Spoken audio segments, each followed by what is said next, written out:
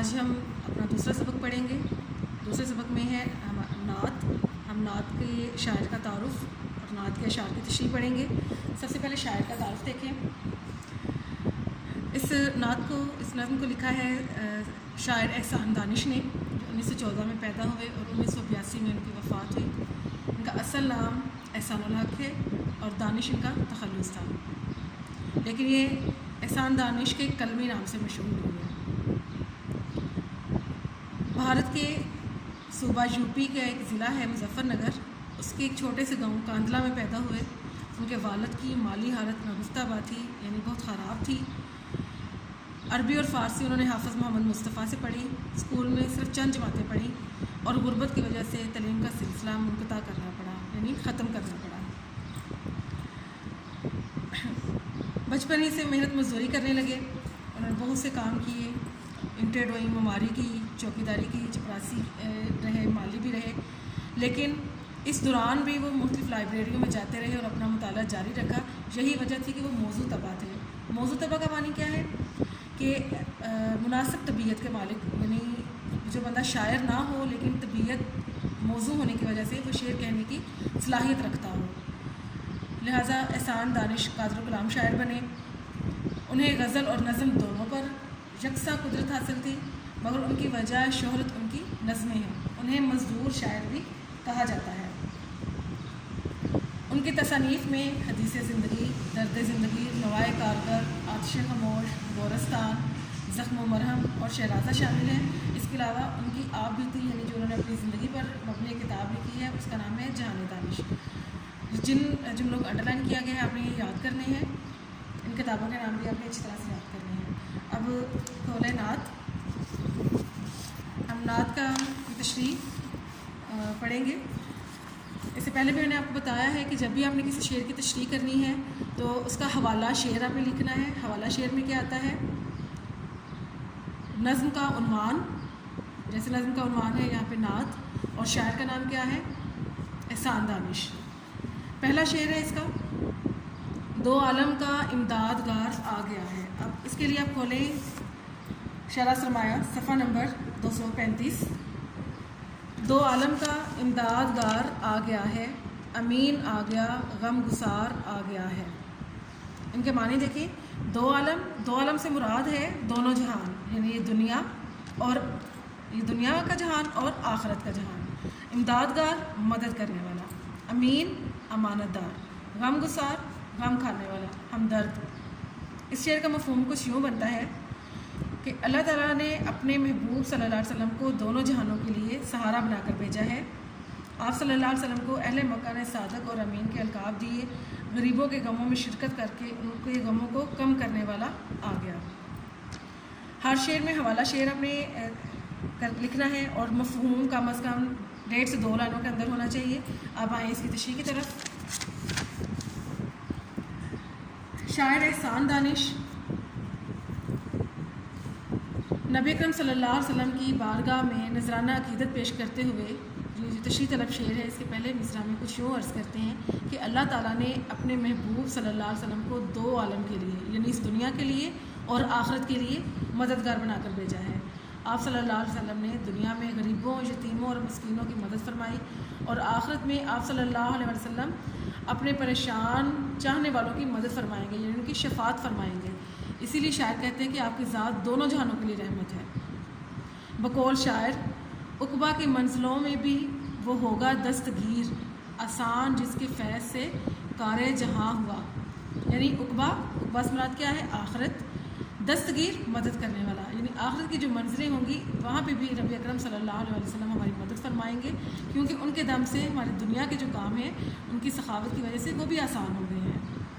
دوسرے مصرع میں شاعر بیان کرتے ہیں کہ اللہ نے اپنی مخلوق کی زبانی اپنے محبوب صلی اللہ علیہ وسلم کو امین کے لقب سے نوازا، یعنی آپ کے دشمن بھی آپ کو صادق اور امین کے لقب سے پکارتے تھے، کیونکہ آپ لوگوں کی امانتوں کی حفاظت کرنے والے تھے۔ جب ہجرت مدینہ کا موقع آیا تو آپ صلی اللہ علیہ وسلم کے پاس بہت سے لوگوں کی امانتیں موجود تھیں۔ آپ نے حضرت علی رضی اللہ تعالیٰ عنہ کو اپنے بستر پر لٹایا اور فرمایا کہ صبح کو لوگوں کی امانتیں واپس کر کے مدینہ چلے آنا۔ یعنی اس حالت میں بھی آپ کو لوگوں کی امانتیں لٹانے کا خیال تھا۔ اسی لیے نہ صرف مسلمان بلکہ عرب کے کفار بھی حضور صلی اللہ علیہ وسلم کو صادق اور امین کہہ کر پکارتے تھے۔ وہ بچپن سے صداقت اور امانت کے پیغمبر ہیں۔ عرب کے کافروں نے بھی کیا یہ اعتراف انجم۔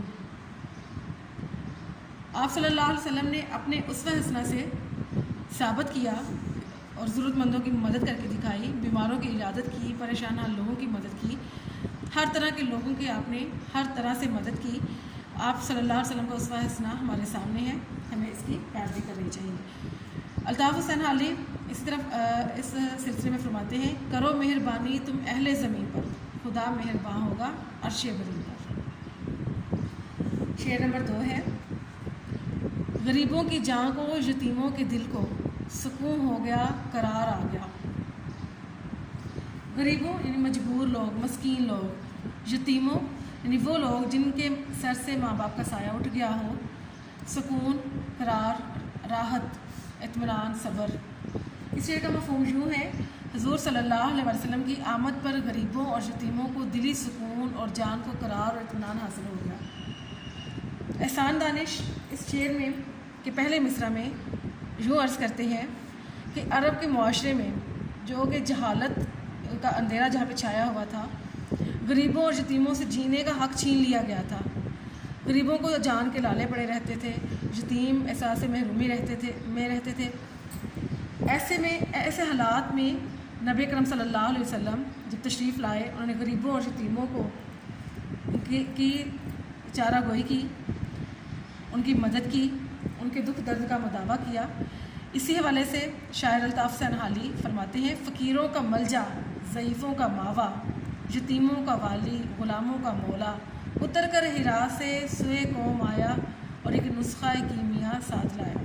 فقیروں کا ملجا یعنی ملجا کا معنی ہوتا ہے پناہ ملنے کی جگہ، یعنی جہاں پہ فقیروں کو پناہ ملے۔ نبی کرم صلی اللہ علیہ وسلم کی ذات ہے جہاں پہ فقیروں کو بھی پناہ ملتی تھی۔ ضعیفوں کا ماوا، ماوا کا معنی ہے ٹھکانہ۔ یتیموں کا والی مدد کرنے والا۔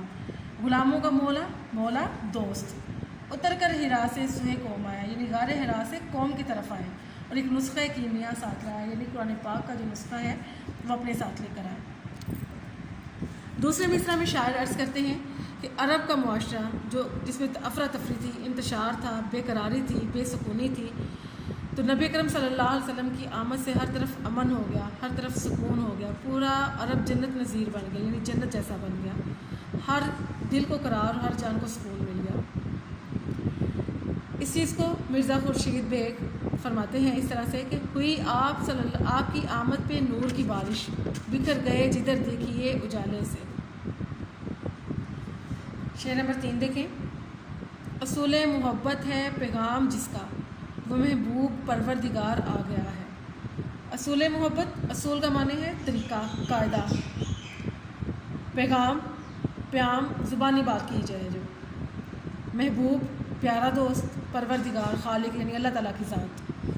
شعر کا مفہوم یوں ہے، نبی صلی اللہ علیہ وسلم کو اللہ تعالیٰ کے محبوب باکمال ہونے کا مقام حاصل ہے، اس لیے آپ صلی اللہ علیہ وسلم کی تعلیمات میں انسانوں کے لیے پیغام محبت کو خاص اہمیت حاصل ہے۔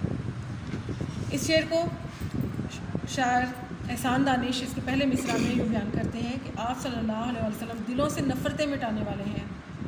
آپ صلی اللہ علیہ وسلم کا پیغام عام تھا کہ جس کو پہچانتے ہو اور جس کو نہیں پہچانتے سبھی کو سلام کرو، ایک دوسرے کو تحفے دیتے رہا کرو، ایسا کرنے سے محبت بڑھتی ہے۔ یعنی آپ صلی اللہ علیہ وسلم نے محبت، امن اور بھائی چارے کا درس دیا۔ اس وقت جب کہ عرب کا معاشرہ مختلف برائیوں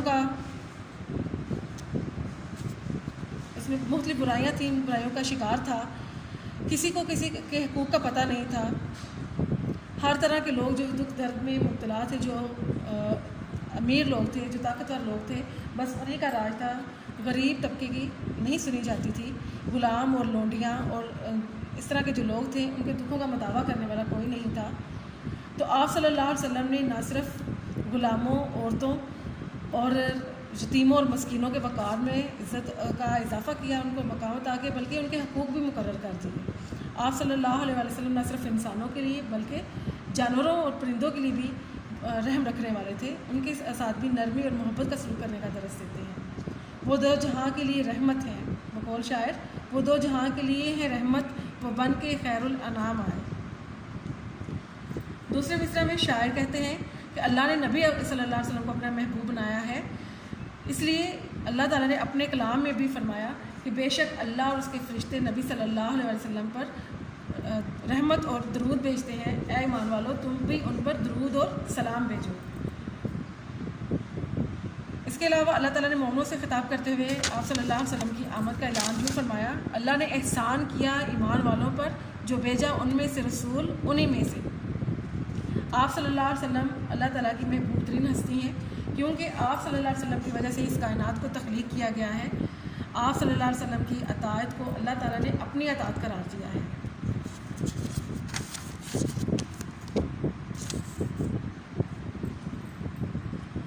اسی چیز کو شاعر یوں بیان کرتا ہے، کامل نہیں کسی کا بھی ایمان تیرے بغیر، ہے رحمت خدا بھی گریزاں تیرے بغیر۔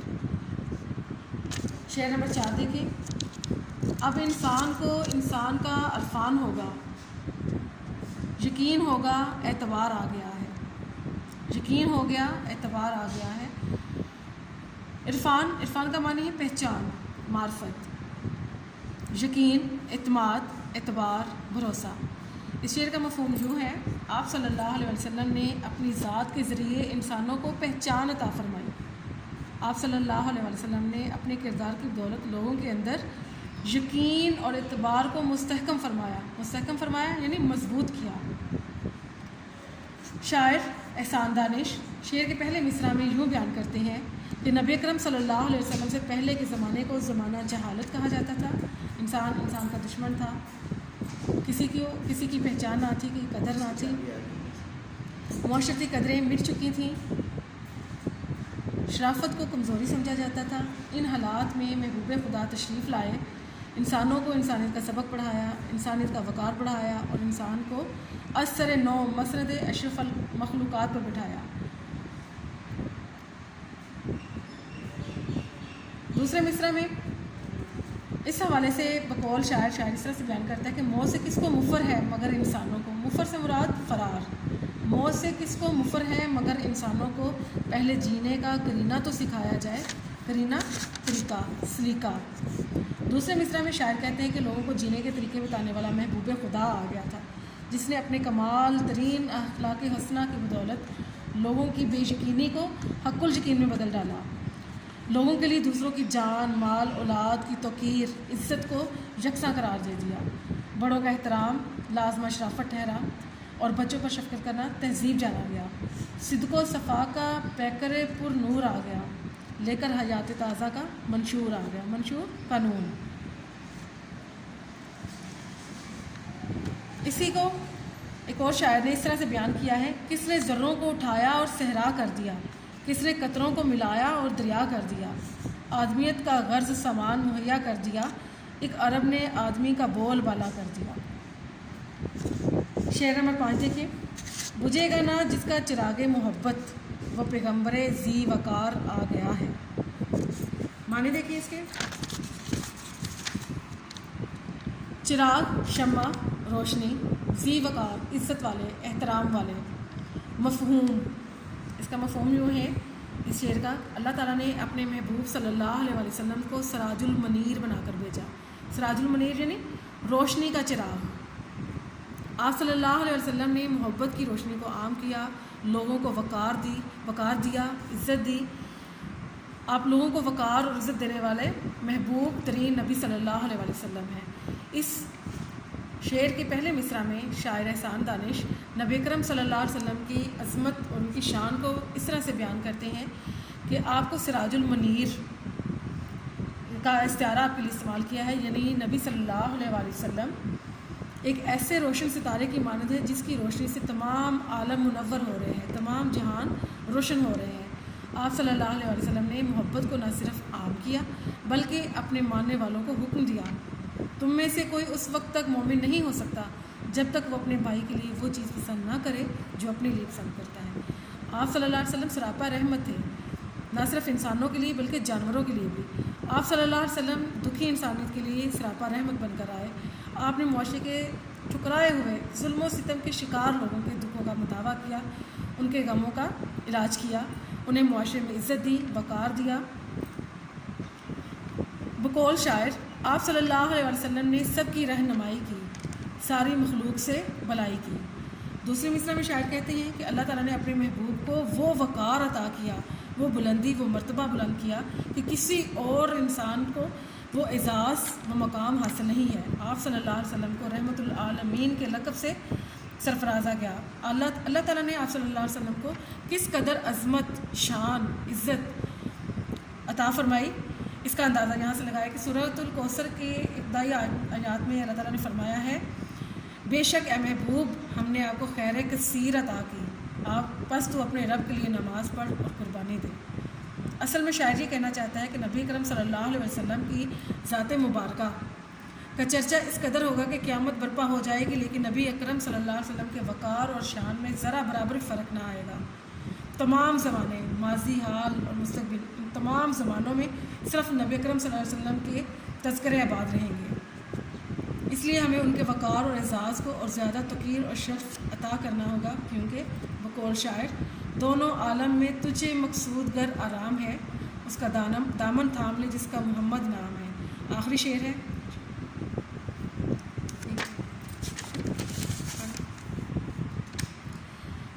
ہے، زمانے کو اب اپنی منزل مبارک کی خضر صد راہ گزار آ گیا۔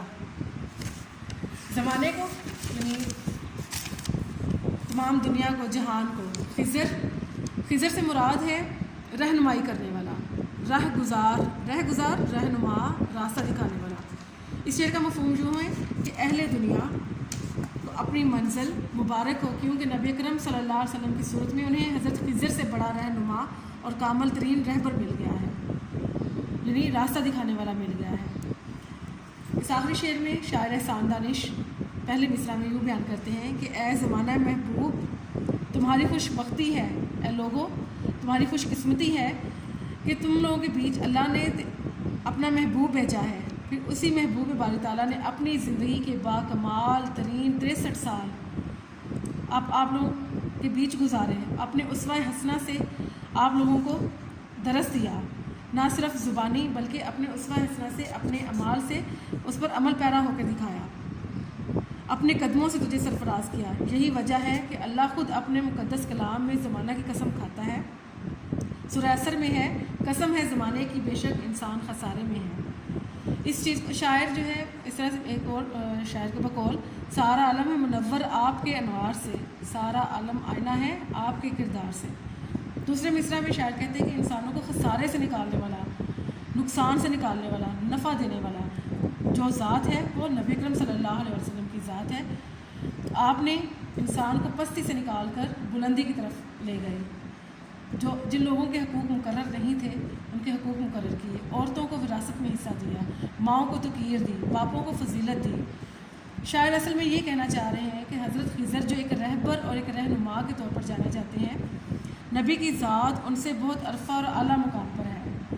زمانے میں بھی انہیں امام الانبیاء کے لقب سے جانا جاتا ہے، اور قیامت کے دن بھی وہ مقام محمود پر فائز ہوں گے، یعنی دنیا میں کامل ترین رہبر صرف نبی اکرم صلی اللہ علیہ وسلم ہے۔ قیامت کی مشکل گھڑی میں بھی صرف وہی ہماری رہنمائی فرمائیں گے۔ عقبہ کی منزلوں میں بھی وہ ہوگا دستگیر، آسان جس کے فیض سے کار جہاں ہوا۔ عقبہ آخرت، دستگیر رہنمائی کرنے والا، مدد کرنے والا۔